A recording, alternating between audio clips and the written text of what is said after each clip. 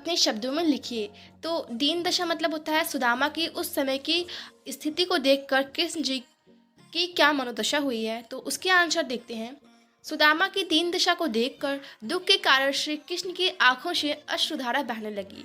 तो सुदामा की ऐसी हालात में देखकर जो कृष्ण जी हैं उनकी आंखों से आंसू निकलने लगे।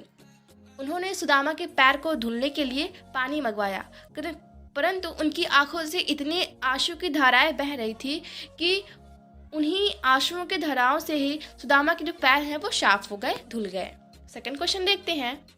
पानी परात को हाथ छुयो नहीं, नैनन के जल सो पग धोए।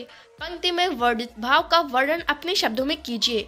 तो यहाँ पर जो है इसका मतलब है कि जो परात का पानी था उसको अपने हाथों से छुआ भी नहीं, लेकिन उन्होंने अपनी आंखों से निकलने से जो जल थी, उनकी जो आंसुओं थी, उसी से ही सुदामा के पैर को साफ किया। तो इस भाव का आपको वर्णन करना है।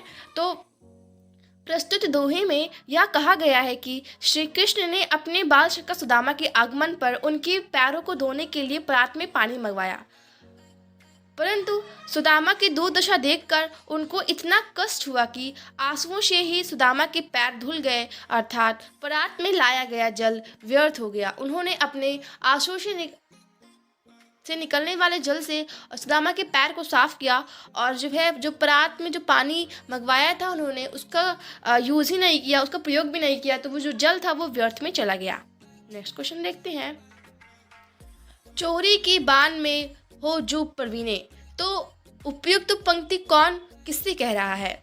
तो यहाँ पर श्री कृष्ण अपने बाल सखा सुदामा से ये पंक्ति जो है कह रहे हैं, क्योंकि आपने वो स्टोरी सुनी है कि जब इन्होंने जब जंगल में लकड़ियाँ निकालने गए थे, बीनने गए थे, तो जो है बारिश होने लगी थी, तो ये दोनों अलग अलग पेड़ पे चढ़ गए थे।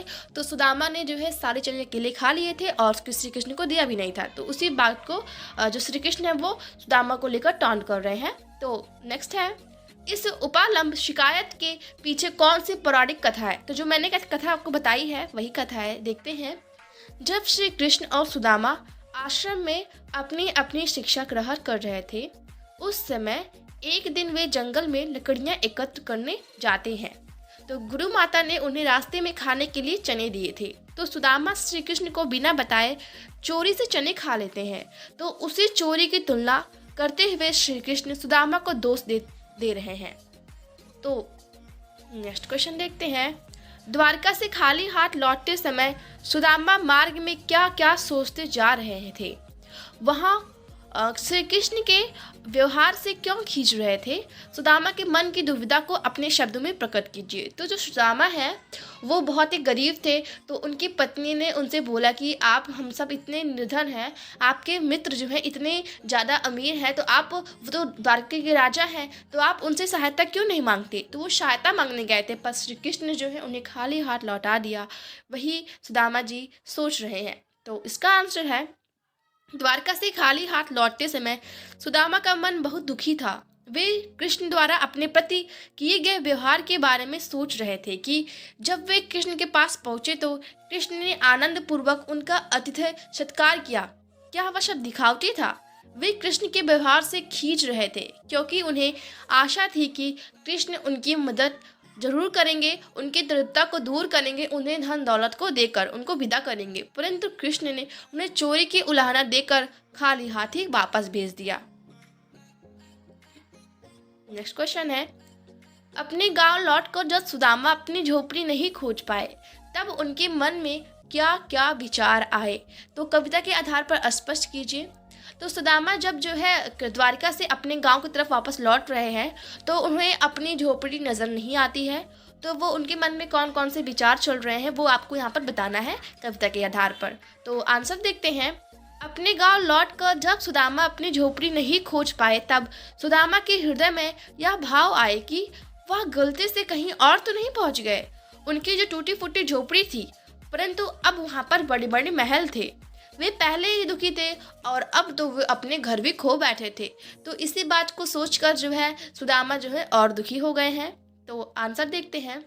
क्वेश्चन, निधनता के बाद मिलने वाली संपन्नता का चित्रण कविता की अंतिम पंक्तियों में वर्णित है। उसे अपने शब्दों में लिखिए। तो यहाँ पर देखिए, पहले सुदामा जो है बहुत ही गरीब, बहुत निर्धन है, लेकिन बाद में जब वो द्वारका से लौट कर आए हैं तो कृष्ण जी का कृपा से उनके पास जो है बहुत सारी संपन्नता आ गई है। तो कविता के जो अंतिम पंक्ति है उसमें ये भाव जो है चित्रण किया गया है। तो आपको अपने शब्दों में बताना है। तो आंसर देखते हैं। कृष्ण की कृपा से निर्धन सुदामा की दरिद्रता दूर हो गई। जहाँ सुदामा की टूटी फोटी सी झोपड़ी रहा करती थी, वहाँ अब सोने का महल खड़ा है। कहाँ पहले पैरों में पहनने के लिए चप्पल तक नहीं थे, वहाँ अब घूमने के लिए हाथी घोड़े हैं। पहले सोने के लिए केवल वह कठोर भूमि थी, और अब शानदार नरम मुलायम मखमलों बिस्तरों का इंतजाम है इनके पास। और कहाँ पहले खाने के लिए इनके पास चावल भी नहीं थे, और आज प्रभु की कृपा से इनके पास खाने को मनचाही चीज़ें उपलब्ध है। परंतु वे अच्छे नहीं लगते। परंतु सुदामा को अब वे चीज़ें अच्छी नहीं लगती हैं। So friend, thank you for watching this.